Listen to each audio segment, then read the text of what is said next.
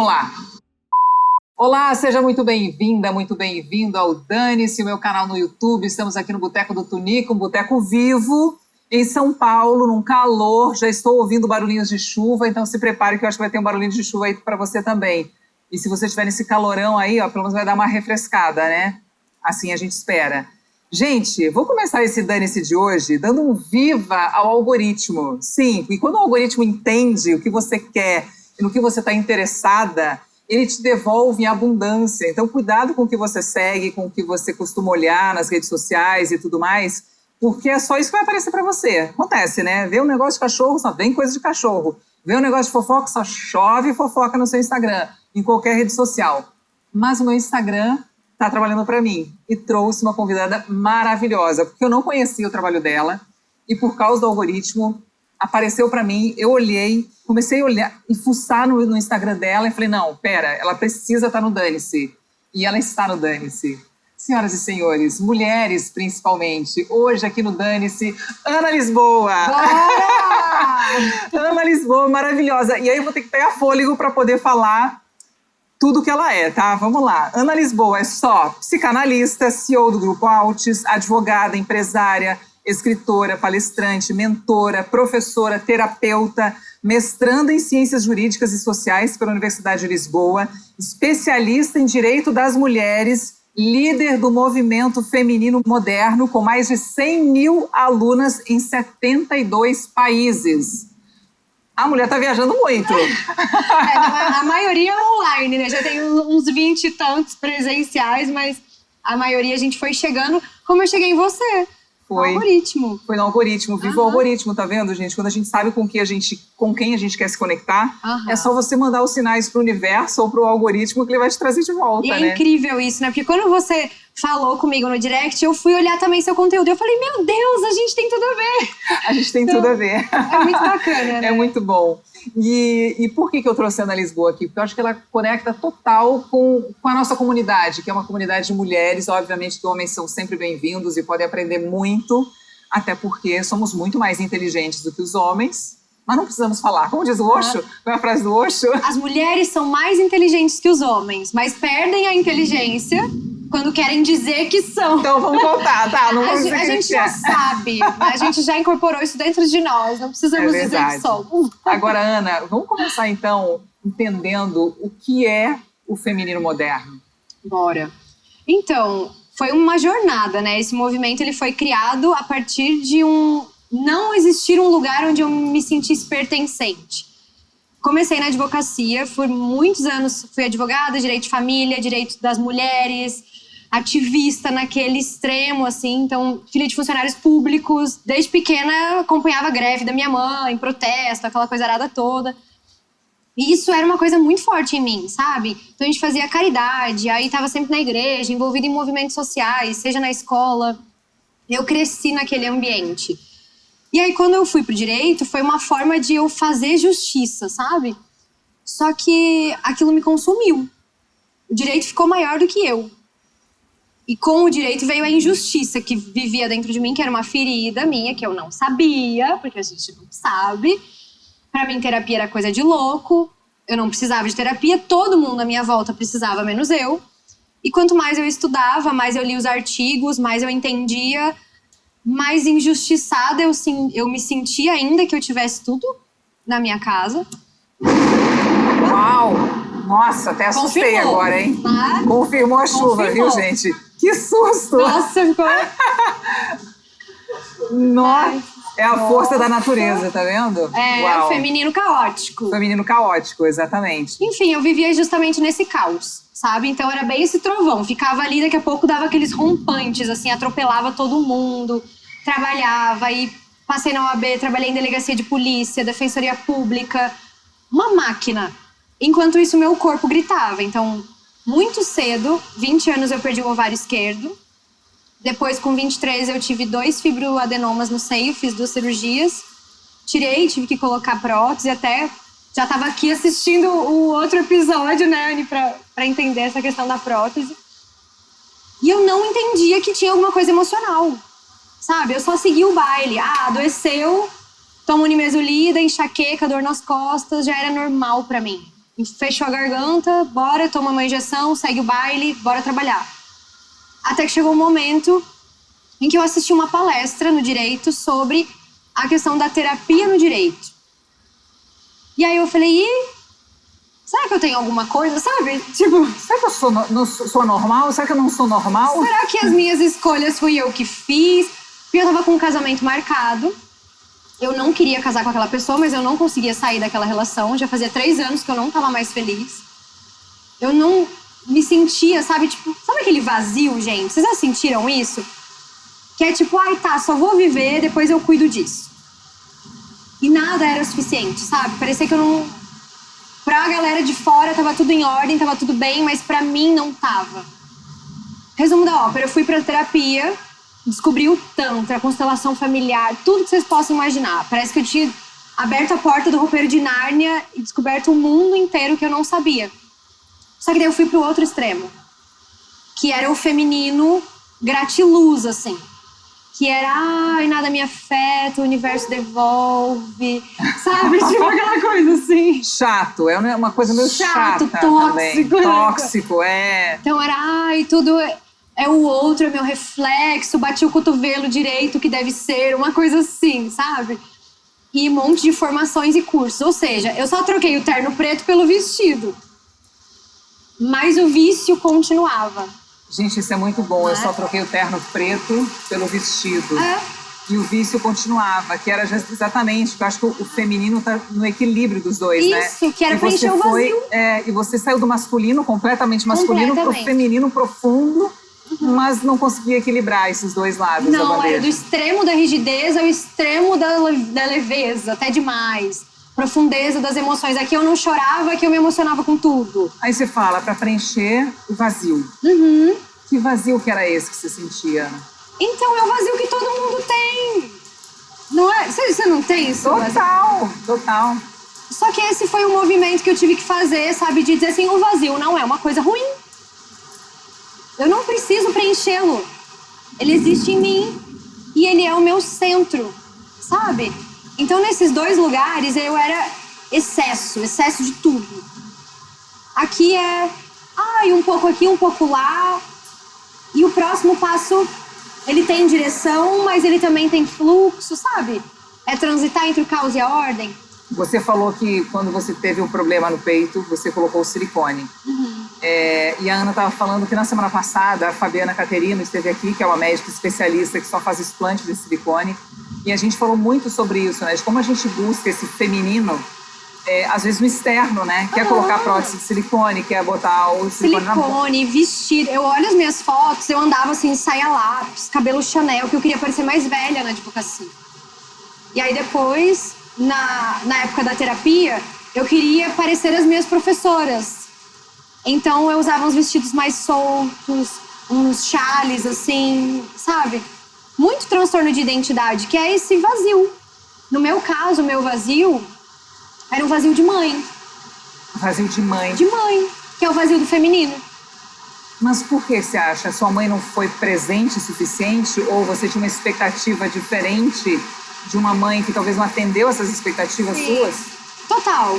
Quando eu trato hoje todas essas mulheres, eu olho muito pra esse lugar, sabe? Que emoção, quem que você tá comendo?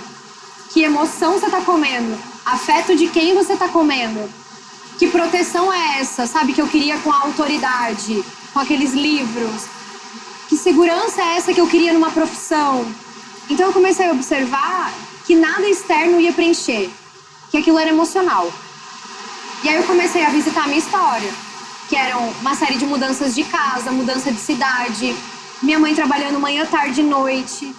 Hoje eu consegui olhar e entender, cara, ela é incrível. Ela fez tudo o que ela podia e o que ela não podia.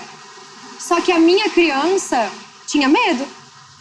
Medo da mudança, medo da instabilidade, medo da falta de dinheiro, medo do não saber o futuro.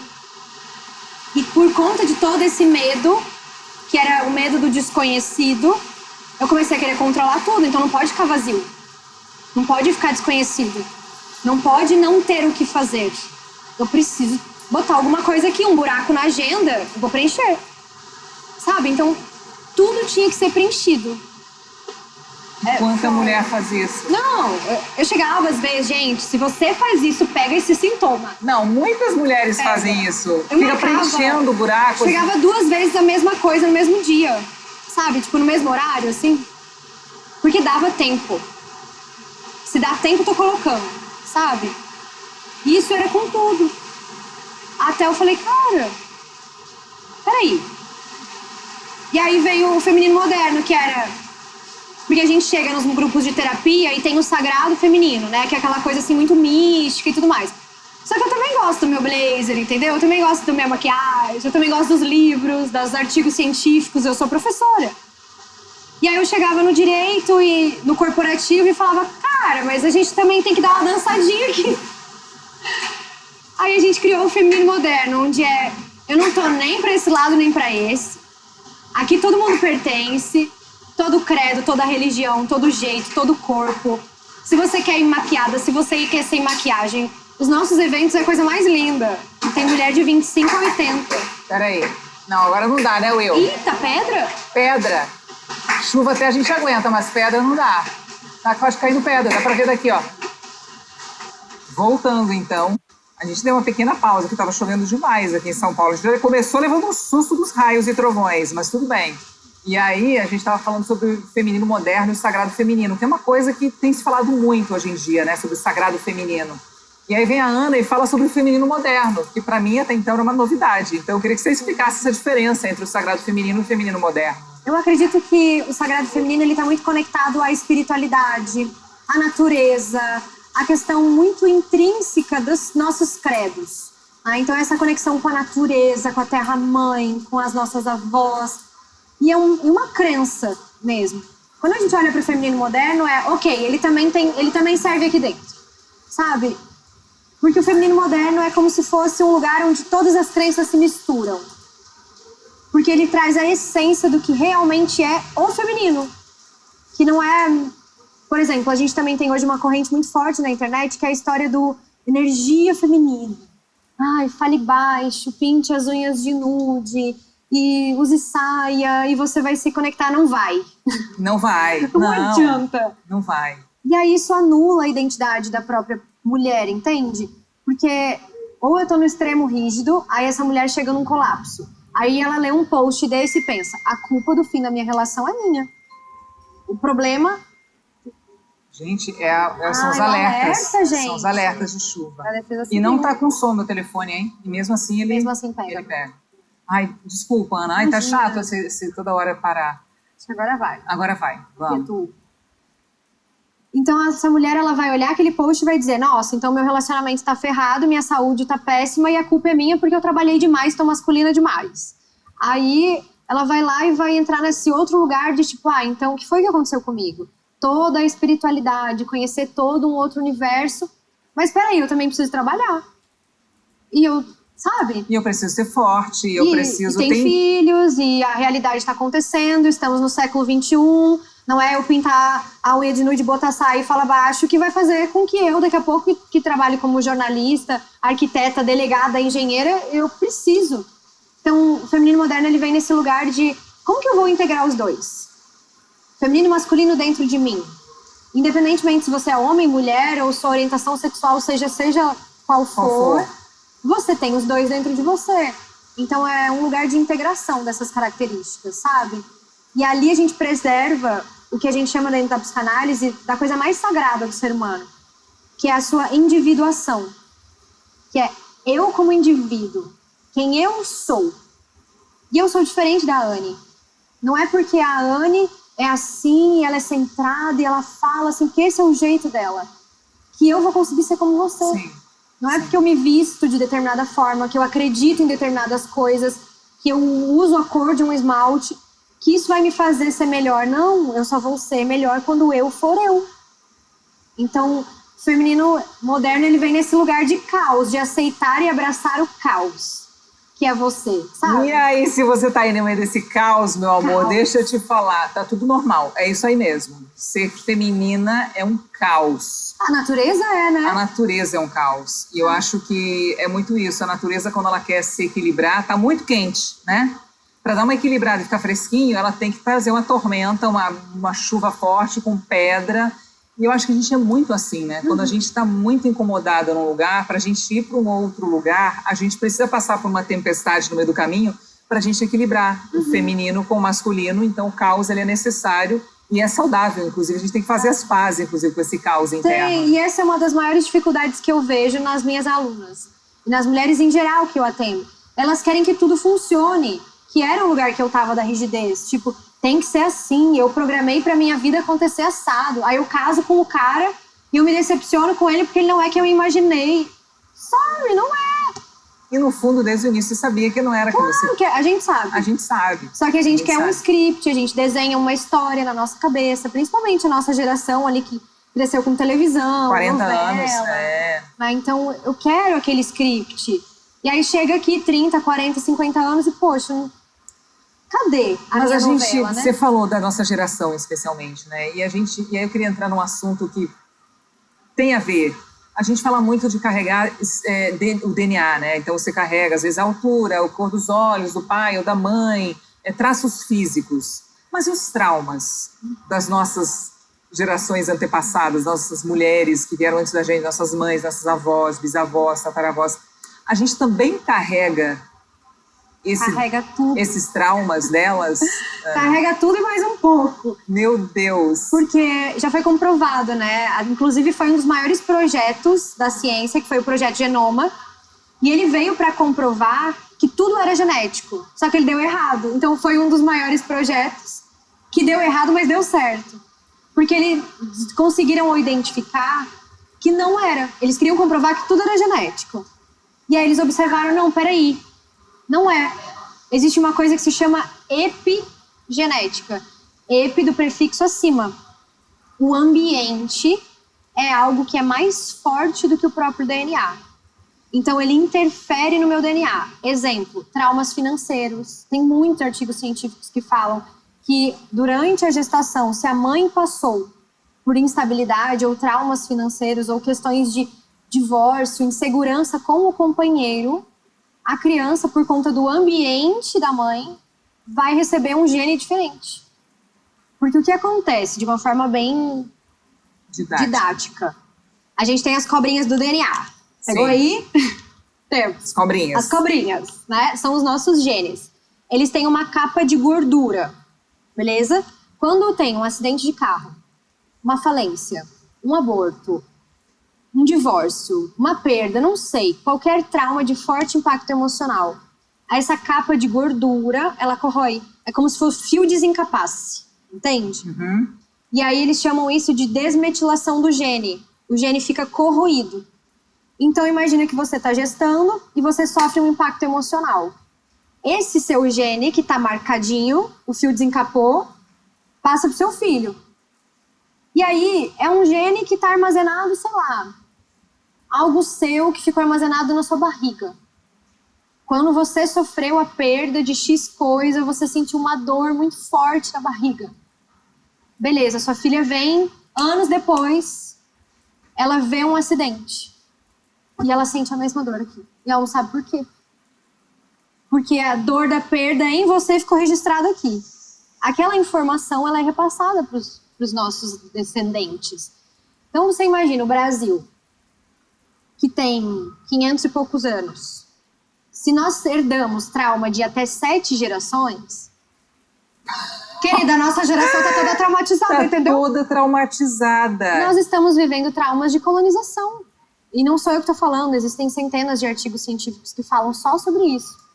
De países onde houveram colonização, guerra, que os ancestrais eles têm determinados tipos de doenças ou comportamentos. Então, problemas de escassez financeira, dívidas, a polarização do país. Então, a gente tem muitas consequências por conta da colonização, comportamentos de vitimização, comportamentos de achar que alguém nos deve, como se fosse uma compensação inconsciente do que nos roubaram, sabe? Então, tem muita coisa morando no nosso corpo. Gente, mas tem como tratar tudo isso? Esse povo todo? Como é que faz pra gente se libertar dessas crenças, desses traumas passados? É incrível, porque essa é uma tese de um grande psiquiatra alemão, que chama Franz Ruppert. Ele chama psicotraumatologia transgeracional. Nossa! É isso aí, gente, não precisa saber o nome. Herdei. Não herdei só a cor do cabelo das minhas ancestrais indígenas, a boca pequena dos meus portugueses. Tá todo mundo morando em mim. Eu tenho negros, eu tenho indígenas, eu tenho europeus, tá todo mundo morando em mim. E eu tenho comportamentos que eu não sei por quê. Então, sintoma. Você tem dores que vocês não sabem por quê, que são questões emocionais. Vícios que vocês não sabem por quê e já não conseguem tratar. Coisas que exames clínicos não conseguem explicar. Padrões de relacionamento. Então, às vezes, eu tenho muitas alunas que viveram isso, mas eu tenho um exemplo que aconteceu esse domingo, antes de ontem.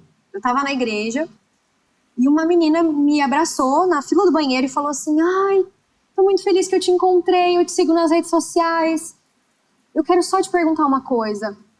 O que eu faço para sair das dívidas? E aí eu olhei para ela e ela era negra. E o cabelo assim todo trançado, sabe?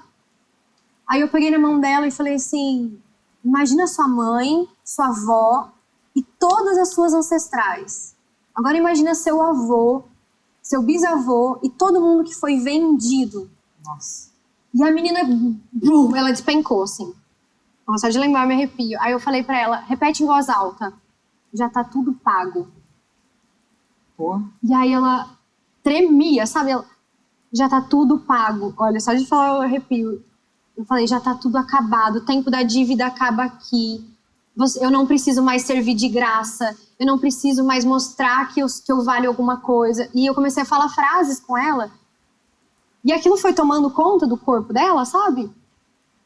Que, poxa, não é sobre uma planilha financeira, não é sobre se organizar, não é sobre fazer um curso. Cara, essa dor mora em você, e ela não é sua. Sabe? É você, às vezes, achar que você não merece, né? Falando, mas eu não mereço, eu não mereço tudo isso, eu não mereço ganhar esse dinheiro, eu não mereço essa promoção, eu não mereço esse cargo, eu não mereço essa função. Exatamente. E quantas mulheres se sentem assim também, né? De não achar que não merece. Então, isso pode ser também traumas que a gente carrega das nossas mães e avós e pessoas que vieram antes da gente. Demais, porque, pensa, a nossa geração é a primeira que tem tudo, né, Anny? É a primeira que tem tudo. É a primeira. E o que a gente vai fazer com tudo isso que a gente tem? Não tá dando em vocês, às vezes, um desespero?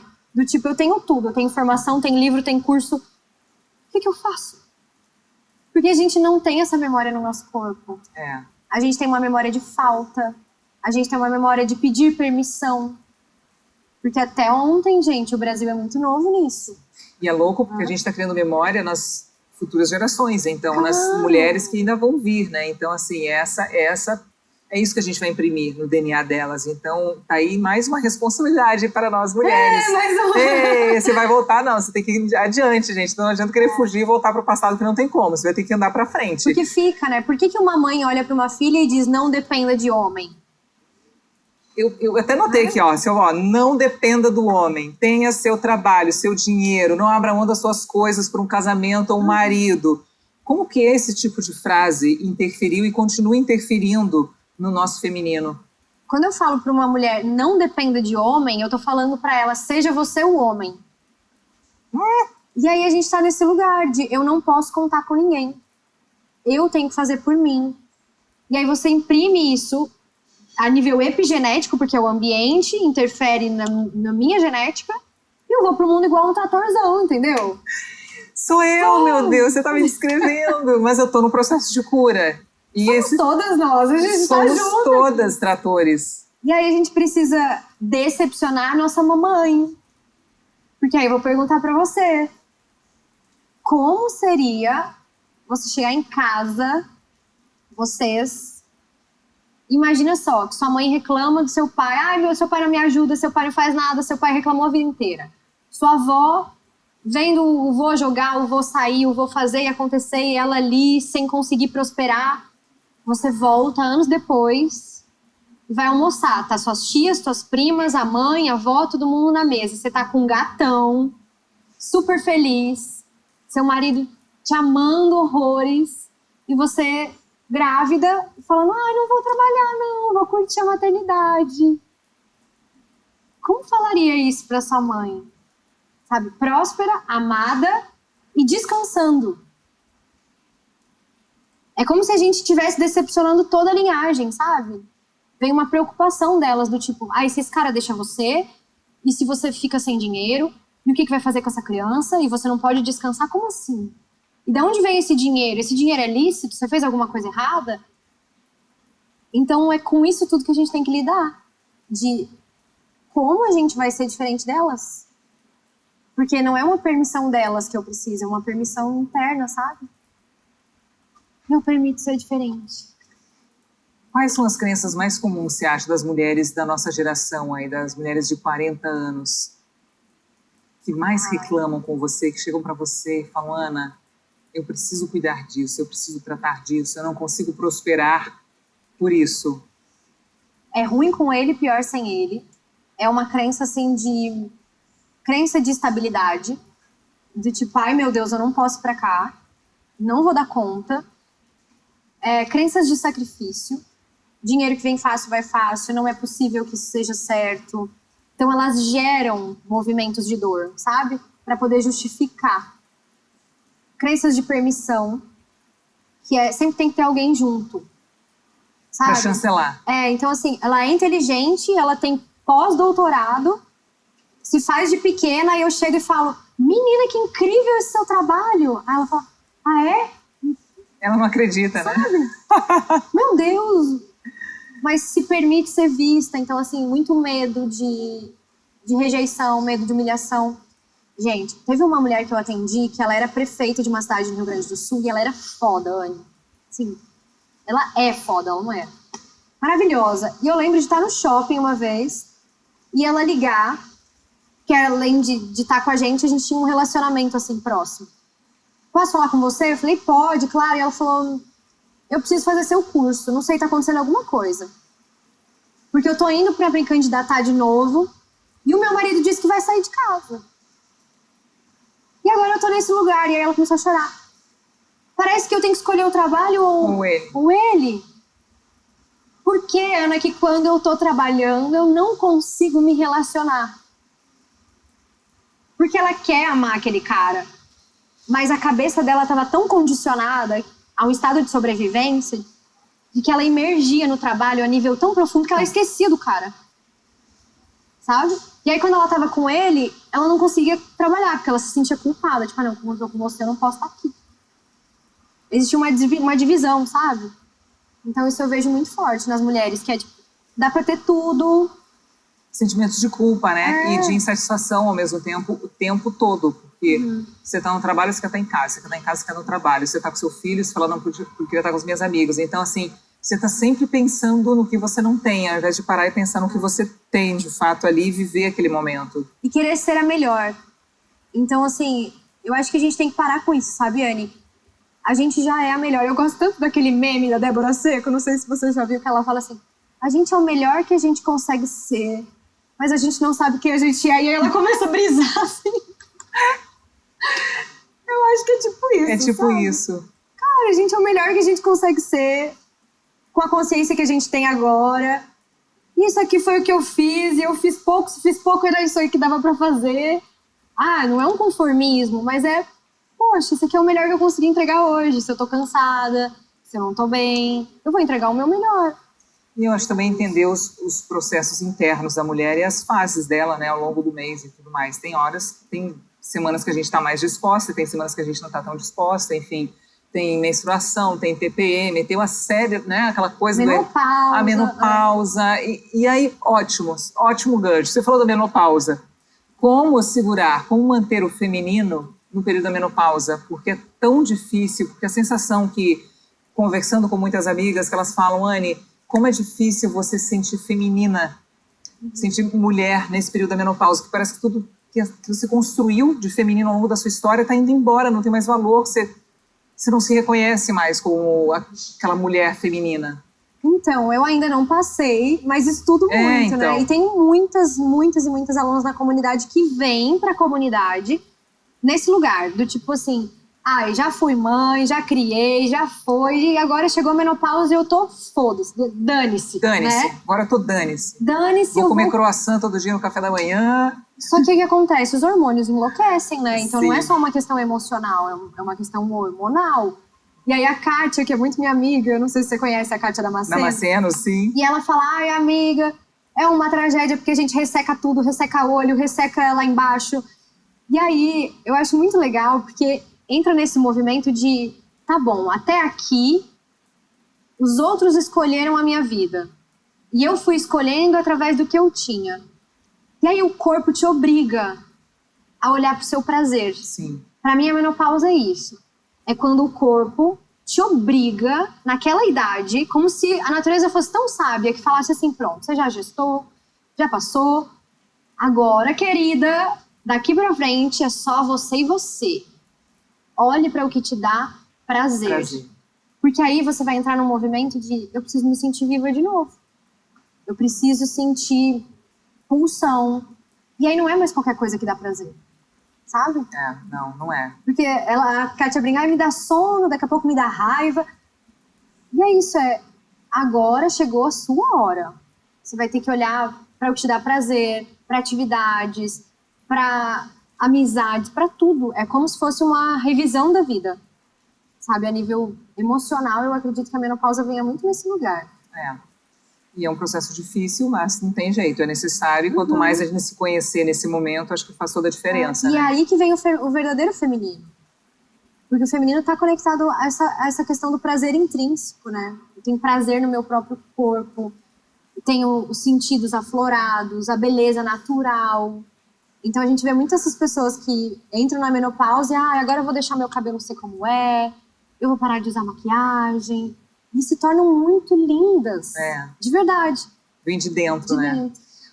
Ana, você falou que como advogada você foi nesse extremo, né? Você foi muito forte, muito masculina e tudo mais. Depois foi para o outro extremo, que é a feminina profunda, né? De se conectar espiritualmente e tudo mais. Tudo era uma explicação do universo. Em que momento que você sentiu, tipo, não, agora acho que eu encontrei o caminho do meio? E como que isso se transformou ou te transformou na pessoa que você é hoje, podendo ajudar outras pessoas, né? Porque em algum momento isso tudo fez tanto sentido para você que você falou, poxa, eu posso ajudar outras mulheres a se encontrarem também. Olha, eu acho que tem sido, e eu acho que vai até o último dia da vida, assim, não tem um momento que a gente fala assim, nossa, agora eu tô perfeita para falar sobre e vou ser um exemplo, sabe? Mas tudo foi compartilhado nas redes sociais, assim. Primeiro, eu não gostava de aparecer. Aí eu escrevia textos, porque eu era boa advogada e era boa escrever. Aí eu comecei a passar pelos processos de, termina noivado, começa a busca do autoconhecimento. Aí eu comecei a aprender a sorrir, porque eu não sorria. Minhas fotos eram todas assim. E com a cabecinha pro lado, assim, né? Porque, não sei se vocês sabem, mas cabecinha pro lado na foto quero colo de mamãe, insegurança. Eu tô buscando afeto, né? Então, era esse pouquinho. Então, todas as minhas fotos eram cabecinha pro lado, assim. Um bando de gente agora pensando nas fotos que tiram. Se você tá cabecinha pro lado, então, gente... Então, a cabecinha pro lado, você tá precisando de segurança. Então, eu tinha muito isso. Eu parecia ser segura com tantos títulos. Aí você vai ver, o currículo é gigante. Mas dentro de mim eu não me sentia, sabe? Nunca tava bom, sempre queria mais. E aí foi isso, eu fui compartilhando. E conforme eu fui compartilhando, eu fui mudando. E a cada ano eu vou mudando. Então... A gente tá chegando aí na 13ª turma. Uau. E nenhuma turma é igual. Elas vão crescendo junto, sabe? E eu vou amadurecendo. Então eu acho que ano que vem questão de maternidade. Aí eu mudo de novo. Você quer engravidar? Eu quero. 2026. Você está se programando para 2026. Sim. Que legal. E aí eu acho que é isso. O mais sagrado de tudo isso pra mim foi eu me permitir mudar.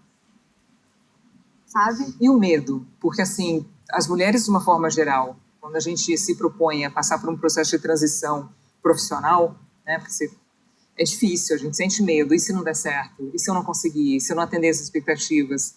Como que você lidou, né, internamente com esse medo? Porque você já tinha uma história de sucesso dentro do direito, né, como advogada e tudo mais.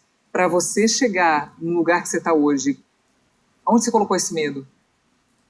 Então, o medo vem junto. O medo vem junto, falando, não, carreguei, ele tá aqui, embaixo do meu braço, vamos junto. Ele tá ali na bolsa. Ele tá ali na bolsa. Ontem, por exemplo, eu fiz uma reunião, e aí o pessoal abriu a reunião, e poxa, vai ser o 5º ano de evento, ele já é um evento incrível. E aí o pessoal mostrou a planilha de custo, e aí, sabe aquele frio na barriga, assim? Aí eu falo, Será? Sabe?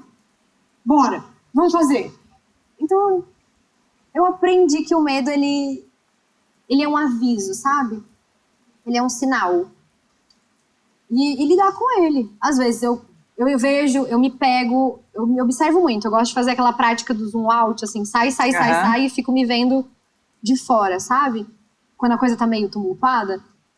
Porque é normal. Quando a gente tá com medo, a gente cria dúvida. Aí eu vejo que, tipo, procrastino ou levo a atenção pra outra coisa. Aí eu começo a criticar o funcionário, o comportamento de alguém, ou o meu marido, ou não sei o quê. Porque eu preciso sentar e escrever alguma coisa. E essa coisa vai me levar para um próximo passo, sabe? Por exemplo, isso aconteceu recentemente. Eu recebi um convite de fazer um texto para uma coluna muito importante. E eu fui conferir post de social media, eu fui conferir e-mail, mensagem. Falar, não, é possível, isso daqui tá muito ruim. Sabe? Coisas que não são na minha competência. No fundo, eu dei aquele... Falei, o que eu tô fazendo? Eu tô com medo. Tô com medo de sentar, escrever e a coisa não ficar boa. Tá, Carolina. Aí eu falo comigo mesmo. Volta, senta a bunda e só levanta daí a hora que você escrever. Aí, escrevi. Pronto, esse é o melhor que eu consigo fazer. Vou enviar.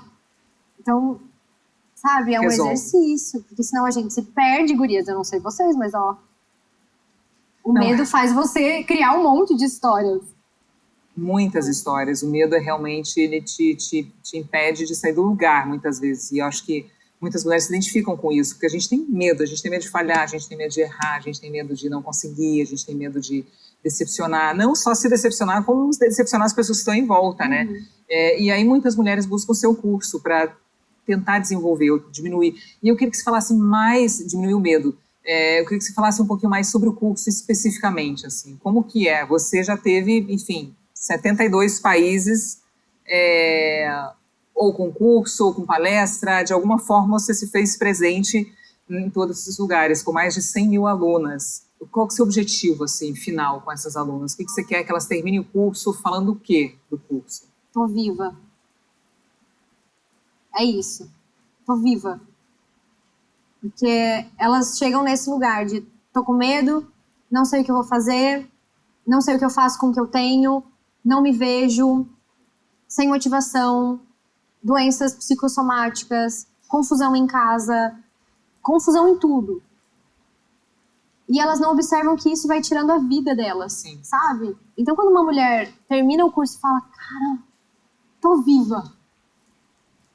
Aí você vai com medo mesmo, entendeu? Tô viva, tenho pressa de viver. Quero fazer alguma coisa com o que me aconteceu. Essa é a minha... Quando alguém chega no final de um curso, uma palestra, um evento e faz assim... Sabe, dá aquele quentinho no coração e eu falo, uau, consegui. Consegui. Porque era esse lugar que eu tava, sabe, Anny? Anestesiada. Achando que eu tava vivendo, achando que aquilo era vida. E aí quando eu acordei, eu disse, meu Deus, tô viva. Preciso fazer alguma coisa com isso. Mas o que é vida pra você hoje, então, Ana? É curiosidade. É alegria. É tristeza também. Também faz parte. Sabe, é emoção. A pessoa voltou a sentir. De verdade, assim, ela se conectou com ela e... Ai, vou me abraçar aqui. Sabe? Sim. Porque a gente desliga do corpo, né? Total. Em vários momentos ao longo da vida a gente se desliga. Total. Então é isso, é tipo... Seja arrumando um roupeiro em casa, escutando uma música... Você não precisa de muito pra estar viva, sabe? Não. Pouquíssimo, inclusive. Fazendo nada, mas sozinha, você tá ali, tipo... Ai, tô bem morando em mim, sabe? Tô bem morando em mim. Que eu acho que é exatamente esse feminino dentro de você. Sentir esse feminino dentro de você, essa força, né? E pra mulher que tá completamente perdida, completamente louca, enlouquecida agora... Tudo que ela quer, ela sair de dentro dela. Tudo que ela quer sair dentro dela. E como que ela não vai conseguir isso, ela não pode sair de dentro dela. Mas como que ela pode fazer as pazes com ela, com esse eu interior, e começar a acessar esse feminino dentro dela? Ela precisa fazer as pazes com a história dela. Eu acho que esse é o primeiro passo, sabe? quando a gente inicia alguns processos, eu peço para elas fazerem listas de perda. E elas resistem muito. Aí eu falo, não, a gente vai ter X tempo, você vai escrever no mínimo 20 coisas que você perdeu. E aí elas começam a falar, perdi isso, perdi aquilo, perdi dinheiro, perdi... Lá. E aí quando elas olham, elas chocam, assim. Aí eu falo, agora do lado, você escreve tudo que você ganhou quando você perdeu isso. E aí elas entendem que não foi o curso, o método, o currículo, mas foi o quanto elas, em cada movimento de que elas achavam que tinham perdido algo, elas acertaram também, sabe? Sim. Elas ganharam coisas. E aí elas começam a se ver. Caramba, é verdade. Quando isso aqui aconteceu, eu achei que eu ia morrer. Mas agora eu tô aqui e eu ganhei isso. Quando eu me decepcionei aqui, eu achei que não ia mais confiar.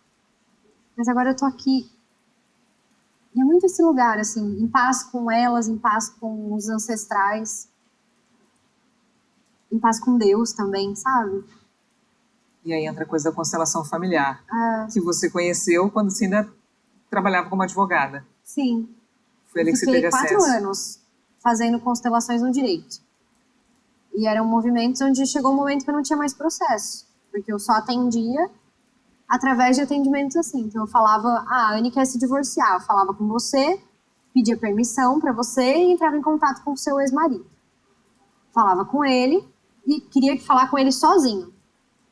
Conversava com ele. Se tivesse filho adolescente, eu pegava os bonequinhos de Lego e conversava com a criança. E pedia para a criança me desenhar a situação e escrever uma lista de pedidos. Porque o processo judicial, ele é puro sentimento. Principalmente direito de família, né?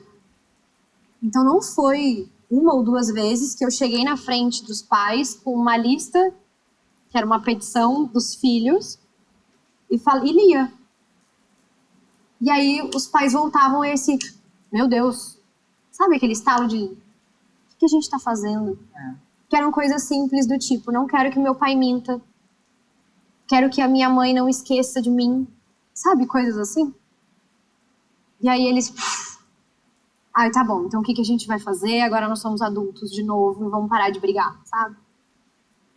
Então, eu tenho muito orgulho, assim, daquela Ana advogada. É incrível, né? Muito mesmo. E das histórias que a gente viveu ali. A advocacia me fez ser uma boa terapeuta. Foi ali, não foi na terapia que eu aprendi a ser terapeuta também. E qual que é o seu sonho agora? Além da maternidade do ano que vem. Eu tô nesse lugar agora.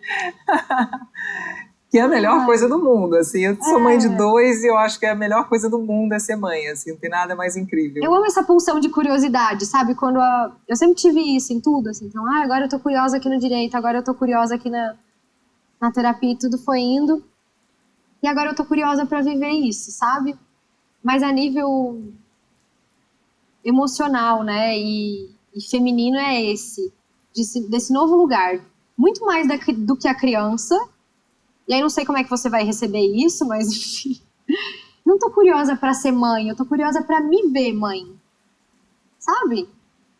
Pra me entender, pra ver os meus padrões, as minhas dores voltarem à tona, pra ver tudo aquilo que há 10 anos eu estudo e dou aula pra tantas e tantas mães. Peraí, deixa eu me ver. Tipo, como que vai ser isso comigo? Então tô bem curiosa, sabe? Mais do que, eu quero ter um filho. Não, porque eu não quero essa criança pra preencher nenhum vazio meu, sabe? De novo, eu vou olhar pra mim, porque é assim, né? A nível teórico, deveria funcionar assim. Primeiro a mãe tá bem, e aí o filho fica bem. Sim. Primeiro você, né? Então eu tô bem curiosa disso, assim. E eu acho que disso vai nascer muitos projetos, muitas coisas legais, com certeza. Sabe? Ainda mais você que trabalha com essa coisa do feminino, mulheres, mães que se esquecem, né? Quando são mães, se esquecem de trabalhar esse feminino delas. E é muito delicado você falar isso, né? Porque algumas mulheres vão dizer assim, nossa, que egoísta, você quer ter um filho pra saber como é que você vai ficar. Não é isso, gente. Mas eu tô me descobrindo no caminho, sabe? E eu gosto de ver essas novas versões acontecendo. E a base vai ser aonde? Em que planeta? Em que planeta não, em que lugar do planeta vai ser sua base? Porque essa vai ser a decisão mais difícil, eu acho. Onde assentar, onde criar raiz. Eu tô nesse lugar. Inclusive, agora, mês que vem, eu vou pra Lisboa, daí eu vou ficar um tempo lá sem evento, sem nada. Vendo, sabe? Sentindo se vai ser lá. aluguei essa casa aqui em São Paulo, mas já senti que não é aqui. Então eu tô deixando o meu corpo falar, sabe? Aqui você fica bem. Estamos num boteco, Ana. É um lugar que você costuma ir com suas amigas? Eu amo. Eu amo. Você gosta? Uhum. E o nosso boteco é o Boteco do Tunico, aquele senhor que está lá sempre nos acompanhando, seu Tunico. E aí é um lugar icônico esse boteco aqui em São Paulo. Chiquíssimo, Chiquíssimo, gente. né? Chiquíssimo. Eu adoro esse espaço. Aqui na frente tem o Jardim de Nápoles, tem o Vila de Nápoles, a melhor pizza de São Paulo. O Jardim de Nápoles também, que tem um polpettone famosíssimo aqui em São Paulo, gente. Já fica a dica aí se quiser pedir. Mas o nosso Dane-se do momento, que o nosso podcast chama Dane-se.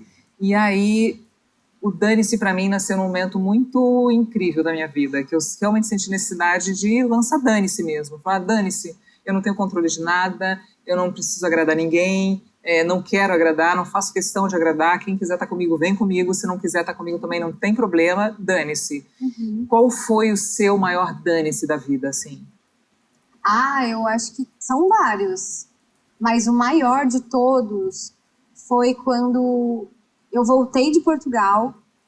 Porque primeiro eu era toda encaixotada, né? Então eu já estava com um pé na terapia e o outro no direito. Então eu tinha muito medo de sair desse lugar.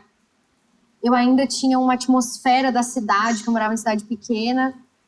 Sabe, uma coisa meio que eu preciso respeitar isso. E eu achava que eu era aquilo, sabe? E aí eu fui para Portugal e minha cabeça fez assim... O que eu gosto de comer, o que eu gosto de fazer, que assunto eu gosto de conversar. E aí quando eu voltei, parece que eu voltei com o diabo no colo. As minhas amigas que falam isso, a Ana voltou maluca. Menina, eu voltei rompendo sociedade, rompendo tudo. Dei um ultimato no meu namorado na época que hoje é meu marido. Eu falei, ou você se mexe ou não vai. Pronto. Eu mandei todo mundo se danar, literalmente. Eu falei, dane-se todo mundo, que agora eu vou ser eu, que agora eu descobri o que eu gosto de comer. Olha só que doideira. O que eu gosto de comer, o que eu gosto de ouvir, o que eu quero vestir, o que eu gosto de fazer. E pronto, vou arrumar minha vida e quem quiser ir comigo, que venha. Sabe? Foi Maravilhoso. Foi bem doido, assim. Eu acho que... E aí eu saí da casa dos meus pais. Isso lá de Cruz Alta. De Capão da Canoa. Capão da Canoa. Uhum. Cruz Alta, não é que você nasceu? Eu sou de Cruz Alta, e aí muito jovem, 7 anos, muito criança ainda. Meus pais se mudaram pra Capão, pro litoral. Capão. Tá. E aí ali começou. Eu vou viajar, eu vou morar em Lisboa, eu vou pra São Paulo, eu vou não sei aonde. Quem quiser viver comigo, que venha, sabe? E tem sido desde então, assim. Quando eu me sinto muito... Aí, peraí. Não. E é isso que eu desejo pra você, viu? Esse dane-se da Ana, que eu achei maravilhoso. Dane-se que o outro pensa, agora eu sei o que eu quero, eu sei o que eu gosto de comer, eu sei o que eu gosto de ouvir, eu sei o que eu gosto de vestir, então dane-se a opinião dos outros e quem quiser vir comigo, que venha. E não era um dane-se agressivo, não, sabe? Não é, um dane-se cheio de... Chegar botando o pé na porta. Não era é. Tipo, hoje vai ter tal coisa em tal lugar, vamos? Não vou. Dane-se, dane-se, vai querer agradar quem? Tu viu que fulano falou de você? Dane-se. Porque fulano falou que você não sei o que não foi bom pra ela. Dane-se, olha aí. E se eu não for tão legal assim, sabe? Não dá pra agradar todo mundo, né? Ana, eu queria te agradecer, porque eu sei que sua agenda é, assim, dificílima. A gente tá desde o ano passado, a gente tentando marcar essa entrevista. Foi muito bom. E a Ana estava em Lisboa e estava não sei aonde. Ela falou, vou estar em São Paulo no ano que vem, janeiro, fevereiro, não sei o quê. Eu falei, então vamos agendar, vamos marcar. Bom, e eu estive no podcast dela também, no canal do YouTube dela. Foi lindo, emocionante. Foi demais. Vai ser lançado agora em março, né? Isso. E a gente vai deixar aqui embaixo também no descritivo o link para acessar o YouTube dela, o canal dela. E já aproveito para te pedir, então, para você se inscrever aqui no Dane-se, para deixar sua mensagem para a Ana, para mim, que a gente vai lá olhar conforme, né, vocês vão escrevendo, a gente vai reservar um tempinho para ver as mensagens de vocês. E agradecer sempre pela sua companhia. A gente está aqui nessa luta para alcançar esse feminino com força, com saúde e de uma forma leve ao mesmo tempo, se isso tudo for possível, né, Ana? Acho que essa é a principal lição que fica. Eu acredito assim, que essa guerra agora é uma guerra com novas armas. Sim. Sabe? Com beleza, com educação, com sabedoria. Que antes a gente tinha que gritar, bater o pé. E se tiver que gritar também, a gente tá gritando. Mas é mais gostosinho, sabe? Para que as mulheres consigam se ver e ver que é possível andar por esses dois caminhos. Viu? É possível, é possível. Você pode sair desse buraco aí e ser feminina e ser forte e gritar quando precisa gritar e bater o pé quando precisa bater o pé, sem deixar de sua feminilidade de lado. A gente é muito assim, né? Uma hora tá querendo dominar o mundo, outra hora a gente só quer arrumar o roupeiro. Em silêncio. É isso. Escutando a nossa música, dançar pelada dentro de casa, sei lá, fazer qualquer coisa. Qualquer coisa. No dia seguinte a gente domina o resto do mundo e tá tudo bem. É bem isso. Gente, obrigada pela companhia de vocês. Beijo. Um beijo enorme. A gente se vê de novo na semana que vem. Quarta-feira te espero. Aqui no YouTube e também no Spotify. Beijão. Beijo. A chuva parou, tá vendo? Voltou a calmaria. Acalmou. A natureza voltou a se equilibrar.